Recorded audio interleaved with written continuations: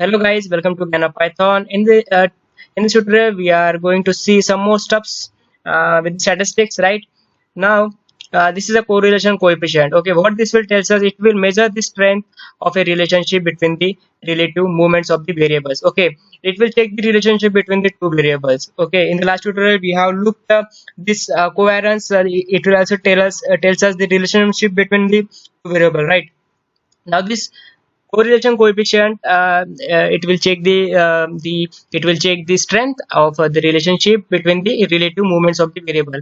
If the correlation, what it will check, whether it will strongly negative, or whether it will strongly positive, or if the value is zero, that means they're having no relationship between the two variable, right? So to check this one, we have three methods, that is Pearson, Kendall, and Sporman, right? So we'll see this one by one. So first of all, we'll see the Sporman correlationship. Sporman correlationship coefficient is the test statistics that measures the statistical relationship or association between two continuous variables. Right? It gives information about the magnitude of the association or correlation, as well as the direction of the relationship. If you have seen over here, that is continuous variables. When to use this Pearson correlation? If you have the continuous variables, that means you can see I have given one example, that is, for example, age and blood group. Age and blood group are having the closely relation between the two variables, right? I will give one more example, that is height and weight, right? If height will increase, weight also will increase. So this is a relationship, this is a close relationship between the variables, that in that case you can use the correlation Pearson. Right guys, hope this will make sense. To calculate this, how to calculate this correlation Pearson? See, we have two variables, that is x and y. We have same variable what we have took in the last tutorial, right? Now we have calculated the mean, right? Then we have subtract the mean of from the each of the data points from the x and y, right? You can see over here a we got. Once you will subtract the each of the elements from the mean, a and b as well from y, right? Now we have squared of each of the element from a and b as well. You can see over here, that is c and d. And now this a cross b, that is this e, right? This summation of a cross b, that is e, right guys? Now if you see over here, that is correlation coefficient of a Pearson. This is simple formula, that is e divided by under root of sum of c that we have calculated, and into under root of sum of d that we have calculated over here. Now we will place the value, that minus 20.5, and the square root of 49 is 7, and square root of 8.75, that is 2.95. Once you will calculate, you will get the minus 0.9927. What this negative tells us, it will tells us the strongly negative relationship between the two variables. That means that is two variables are they are not directly proportional, they are indirectly proportional, right? Hope this will make sense guys. They are moving in the opposite direction, or we can consider they are different from each other, right? So they are dissimilar guys. Now hope this will make sense how to when to use this Pearson. When you have the strongly relationship coefficient, right? That means age or blood group. This is an example that I have given over here, and this is simple calculation to calculate the correlation Pearson, right?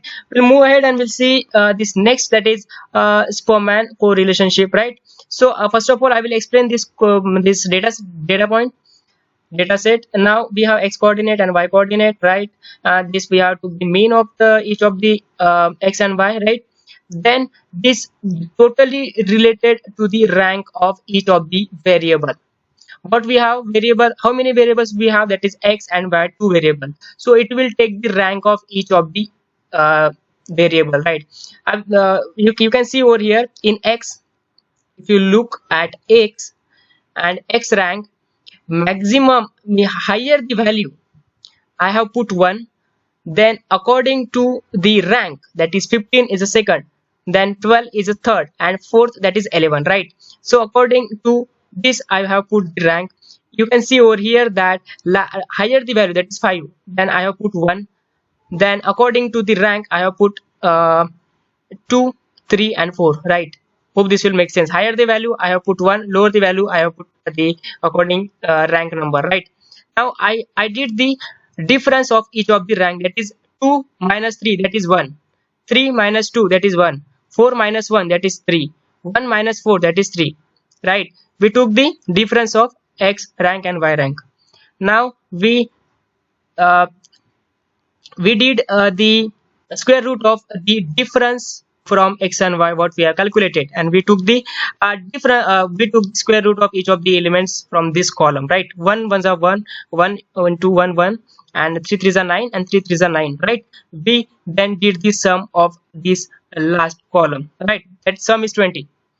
Okay guys, now when to use this Spearman correlationship? When if you want to check the relationship between the X and Y, whether it is strongly positive or strongly negative, in that case you can use this one, but the value will lie between the 1 and minus 1, right? You can see in the in our this statement that the values, the result will always be in the 1 and minus 1, right? So this will check the strongly relationship means between the two variables, that is negative means it's strongly negative, positive means strongly positive. If 0, then they're having no relationship, right? The simple formula to calculate this Spearman correlationship, that is 1 minus 6 into summation of d square.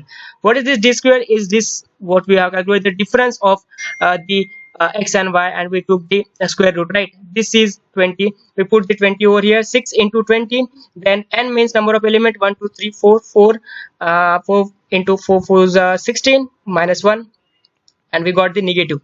Okay, this value will lie 1 and minus 1, but guys, in rare case we'll get 1 and minus 1 because these are strongly negative relationship, but these are the random numbers. When you will use the real-time use case, so in that case maybe your value will lie into 1 and minus 1, and if you got the value 1 or minus 1, in that case you can go and check one more time whether you did your calculation correct or not, right? Now we'll move ahead and we'll use last, that is Kendall, then we'll stop the session over here. First of all, I will explain these data points. This is x coordinate, y coordinate, right? And we have two extra that columns, that is concordant and discordant. How this will come? First of all, we'll focus on this first element, that is 5, right? 5, then greater than 5 if element we have below, no, that's why 0. If greater than 4 if any element we have below, not above guys, below, if any element we have, no, that means 0. After 3 means greater than 3 if any element is there, no, that means 0. After 2 we don't have, that means 0. Hope this will make sense.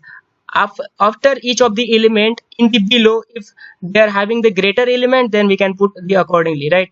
Discordant, what it will tells us that if the less element means less element than 5, we have 3 element, right? Less than 5, that's why we put 3. If we have less element than 4, we have 2, that's why we put 2. Less element than 3, we have 1, that means we have in that case we have put 1, right? After 2 we don't have, that means we put the 0. Now hope this will make sense guys, how to calculate the concordant and discordant. Then we took the summation of the discordant, we got the 6, right? Now coefficient, this is simple formula, sum of C and sum of D, then sum of C plus D, this is there, here is minus, here is plus, right? Hope and we got the this minus 1, that means they are strongly negative relationship between two X and Y variables, right? Hope this will make sense guys. This also will check this value will lie into minus 1 and plus 1 as well. Okay, this also will tells us that whether these are strongly related or not, and these are non-parametric because these also are basically a rank. This is also similar to rank, right? We are calculating with the rank in here as well. In Spearman also, this is a rank, this is a non-parametric because we are not taking any parameter over here, but we are taking rank only, and with that rank we are calculating the relationship X and Y, right? If you have any query in this, please let me know guys. In the next tutorial we'll see some more stuffs with the statistics. If you like this video, please like and subscribe to my channel. Thank you.